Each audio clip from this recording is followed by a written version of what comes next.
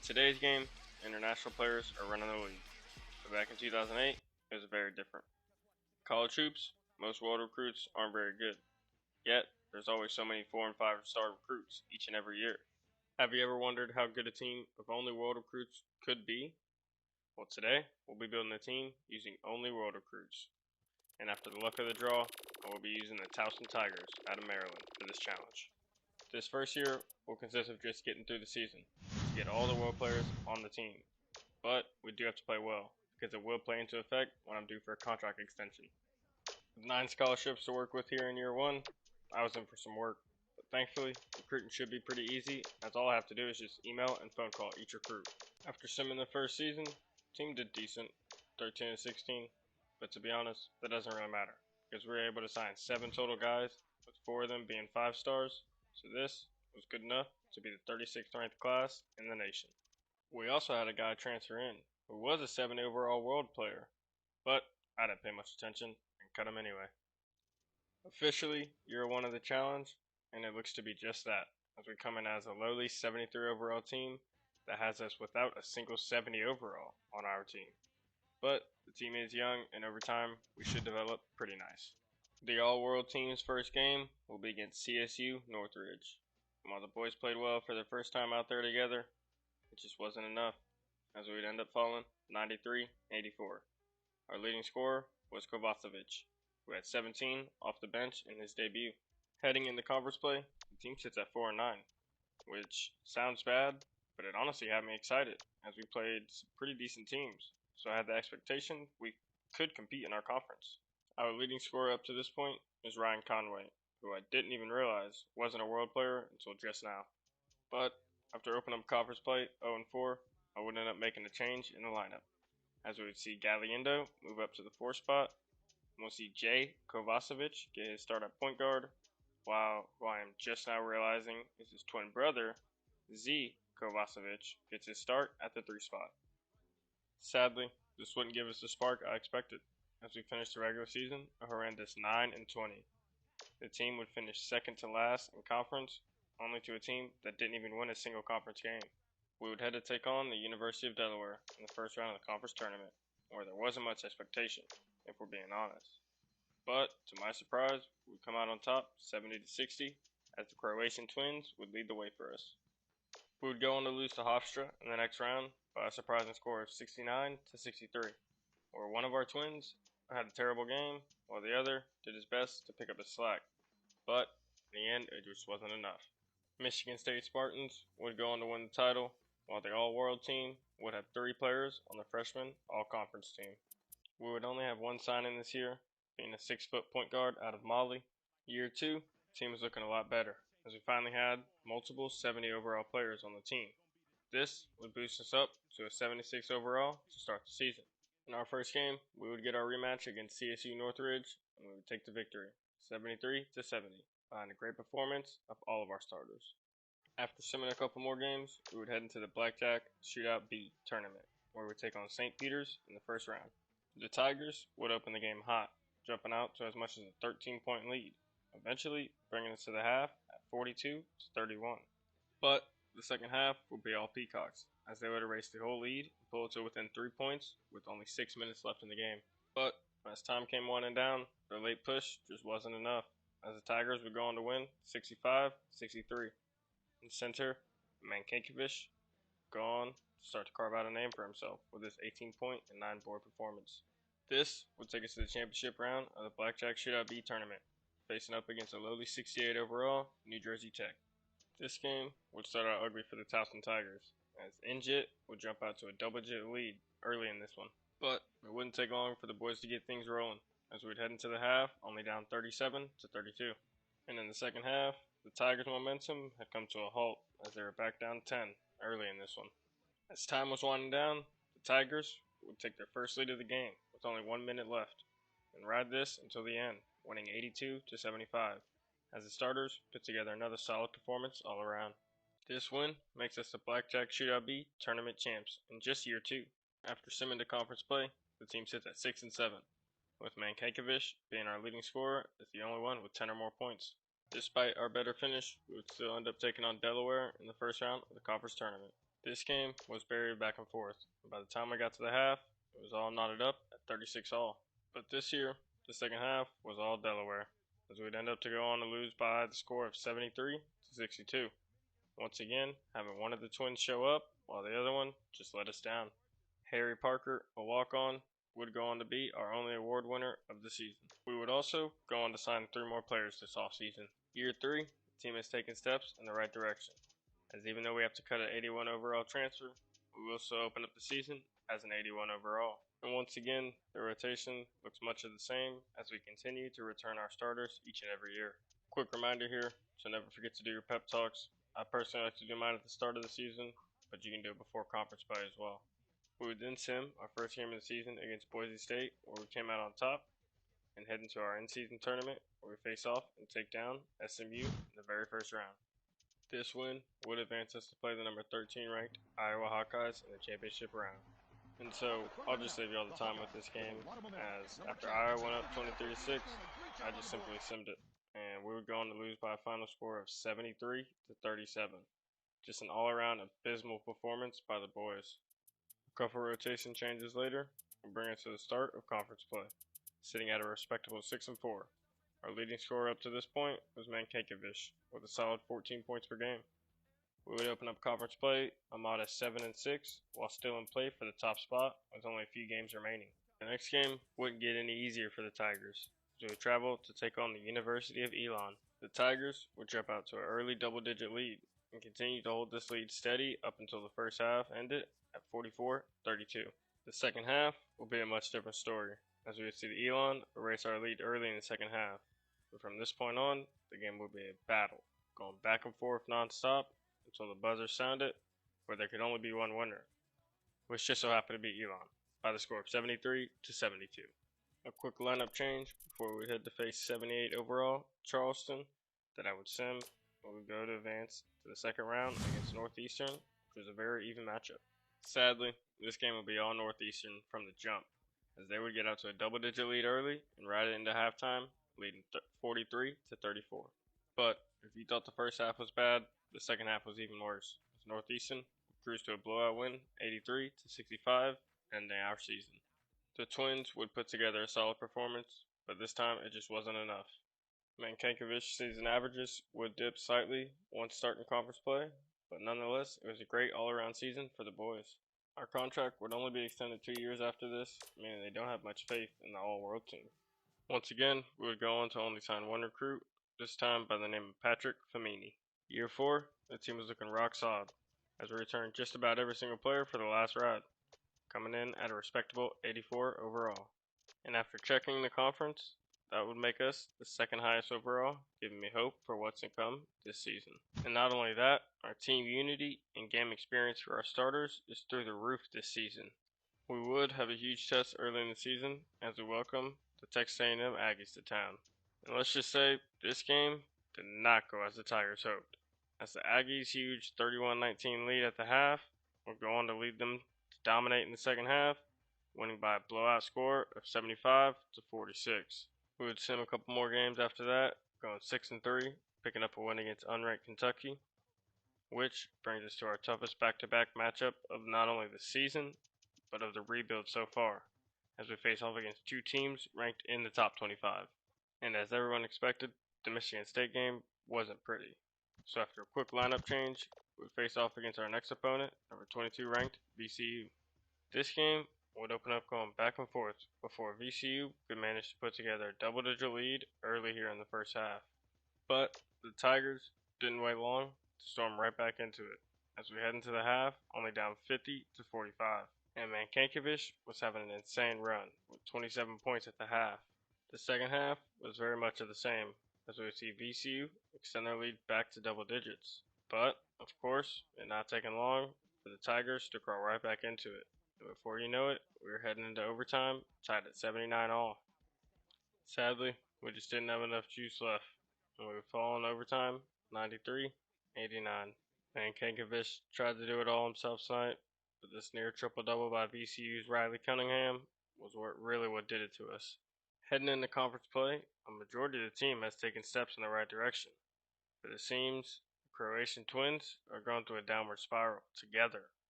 We would go 6-7, but proceed to win 3 out of our first 4 conference games, which brings us to the only team higher overall than us in the conference, Hofstra.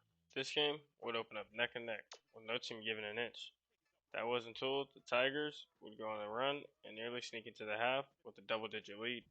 Hofstra would open up the half firing, eating into our lead, and eventually taking the lead for themselves. From this point on, it would continuously go back and forth, where in the end, the Tigers would win on a buzzer beater 3 from Harry Parker. Mankankovich, Kanate, and Parker would all put together solid games in this huge win. Tigers would go on to finish 16-13, while going 10-6 in conference.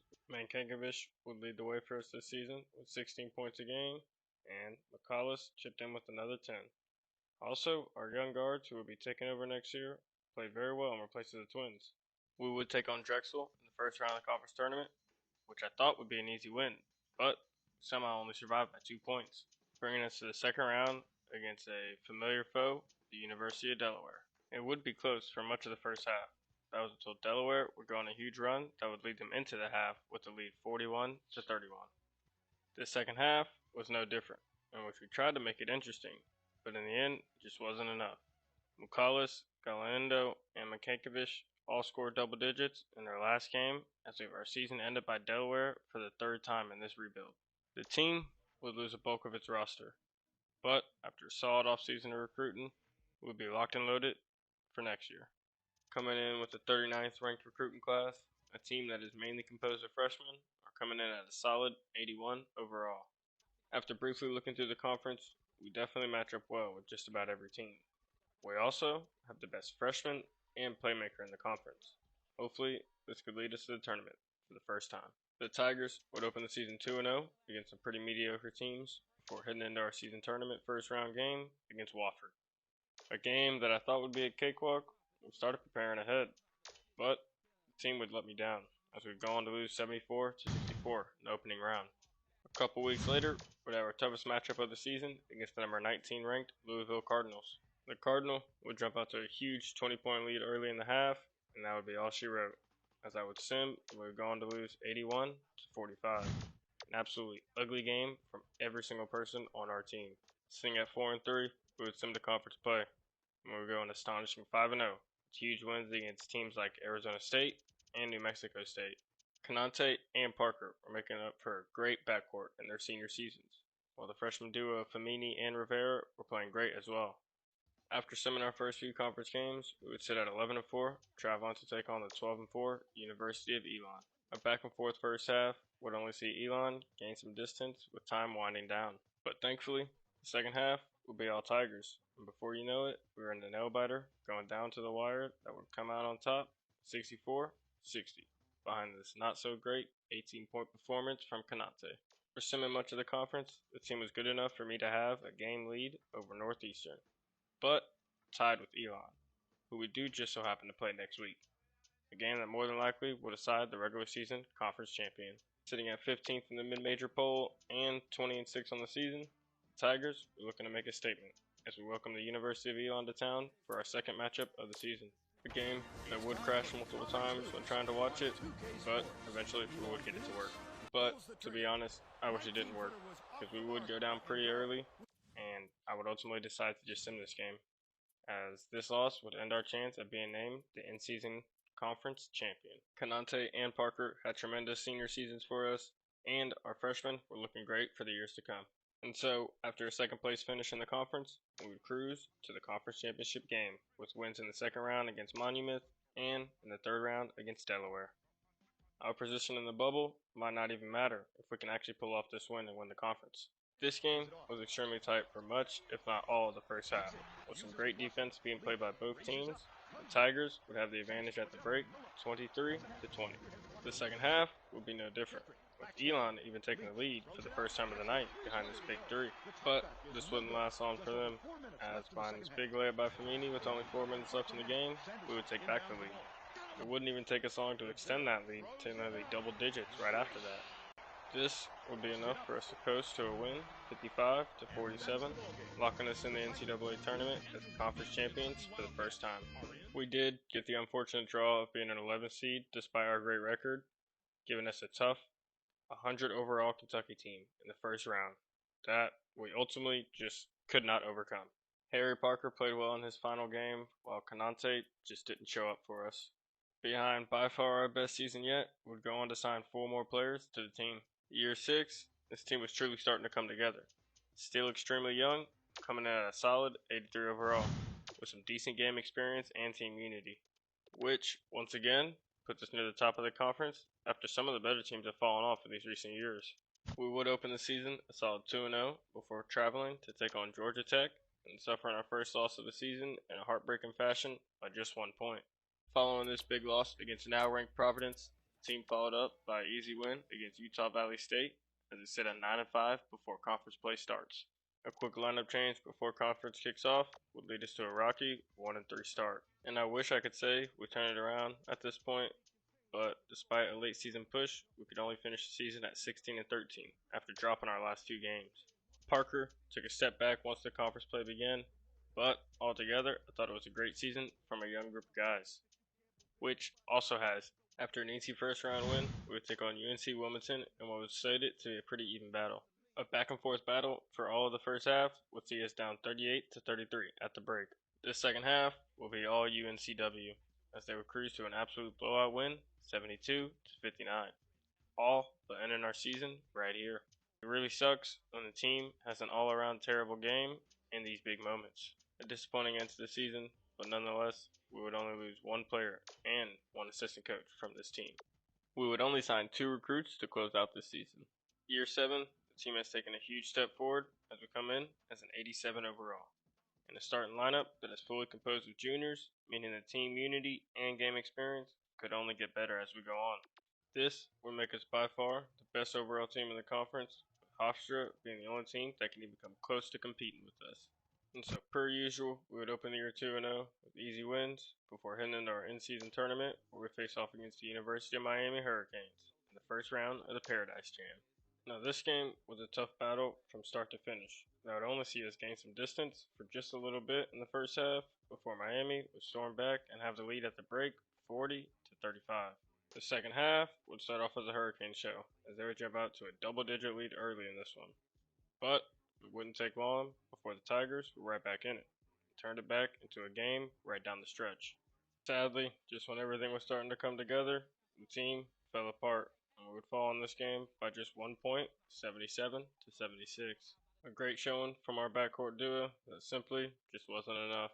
This loss would put us in the losers bracket, giving us 2 pretty easy wins on the season. Sitting at 4-1, our backcourt duo was leading the way for us on both sides of the ball. Good enough for Patrick Famini to be named the best defender in our conference.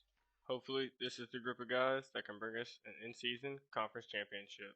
And it was beginning to look a lot like that, because after a 10-2 start with a big win over Iowa State and FAU, we would travel to face number 24 ranked Arizona Wildcats. We come into this game ranked 7th in the mid-major poll, meaning a win here could vault us into the top 25 polls.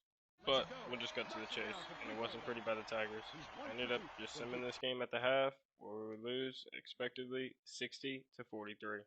This would bring us to conference play. After opening up 5-3, I was a little upset, being we were the highest overall, and we have 289 overalls on our team. And so, a quick lineup change to hopefully put the team back on track would do it just its thing, as we head into the last game of the season against Elon. But sadly, we're 1 game behind Hampton, meaning it doesn't seem like we have a chance to be crowned in-season conference champion. Following the win against Elon, we boasted a final record of 22-7, but couldn't win the conference, falling short by just 1 game to Hampton. We did just so happen to lead the conference in assists per game this season, while also having the best pro prospect and the best defender. The whole team truly put together a solid season, and it showed by our 22-7 record. Given our solid season, I was expecting us to be a near lock for the tournament, but sadly, we're on the bubble, and it really wasn't a good spot. And so after simming into the 3rd round of the conference tournament, we would face off against Hofstra, the only other team that has a high enough overall to compete with us. This game would start to get ugly pretty quick for the Tigers, going down double digits early and eventually heading into the half 48-40. But even though we would make it close early in the second half, eventually Hofstra pull away, and this would lead to them taking the W 87-77. and officially sending us to not the NCAA tournament, but the NIT, where we would take on a solid UCLA team that would simply just overpower us, leading to a brutal 69-45 defeat, ending our season. In a season that I felt like we could have made some noise, we would lose out on not only the conference to a team that we destroyed during the season, but also the NCAA tournament, as Ohio State wins the title and Yurtman wins his first Conference Coach of the Year. But somehow, this team had no other award winners. Only losing one player this offseason, and a disappointing end to the last season, only having more excited for what's in store next season. Once again, we would only end up signing 2 players in the offseason. Year 8, to me, the expectations were through the roof, and an NIT appearance wasn't going to cut it this year, as we're coming at a strong 90 overall.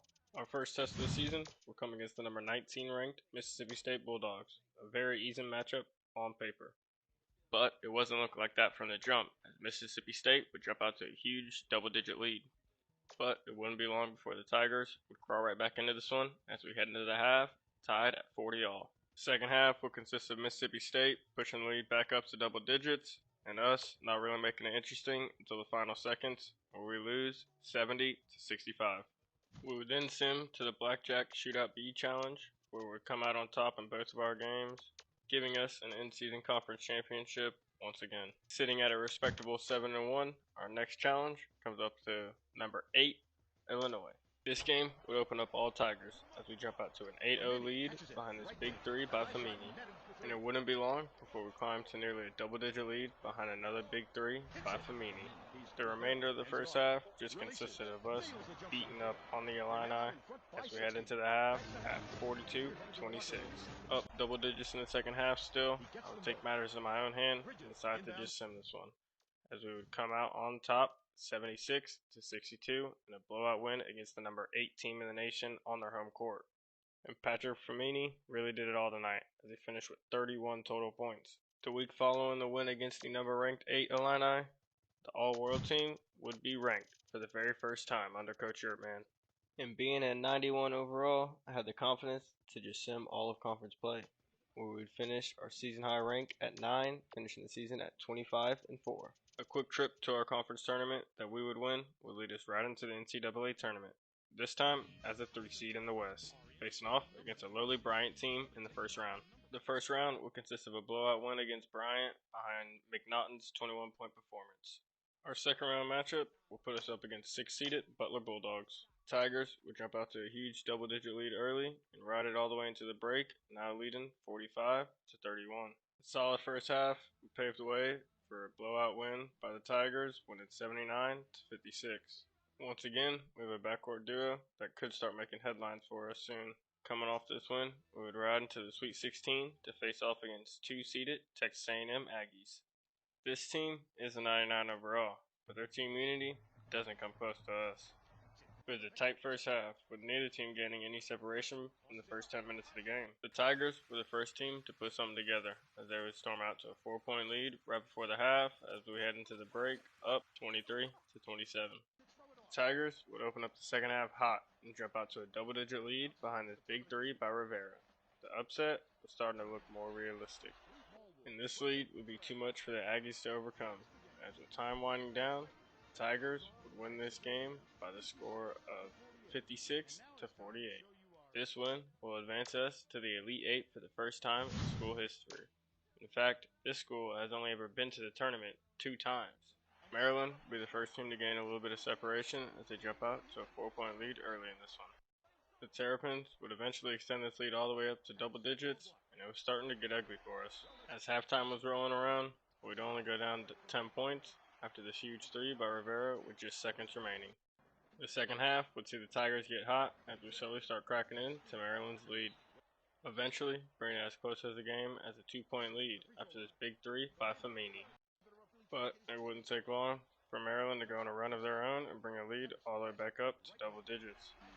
And this would be the nail in the coffin, as we would go on to lose this game by the score of 57-42, ending our season and extending Maryland's Cinderella run. Sadly, it was an all-around ugly game and a majority of our players' last time out there on the court. Although it wouldn't be Famini or Rivera's last game, as they would go on to get drafted, and pretty high if I might add. The Villanova Wildcats would go on to win the national championship, while Coach Yertman and the Tigers would win their in-season conference and conference tournament, while also winning the Coach of the Year in the conference. Patrick Tremini would cap off his career with another second-team All-Conference, while we do also have a point guard on the freshman All-Conference. The Tigers would finish the season with 4 total players scoring double digits each and every night. This would cause them to be the number 8 ranked team to close out the season after crossing the 30-win threshold. After 9 years of constructing this all-world team, Coach Yertman has a 163 and 117 record, with 2 tournament appearances, 1 going to the Elite 8, and 1 NIT appearance. We've also managed to win this conference twice out of the past 4 seasons, and even though our best year had just happened, the worst seasons are already past.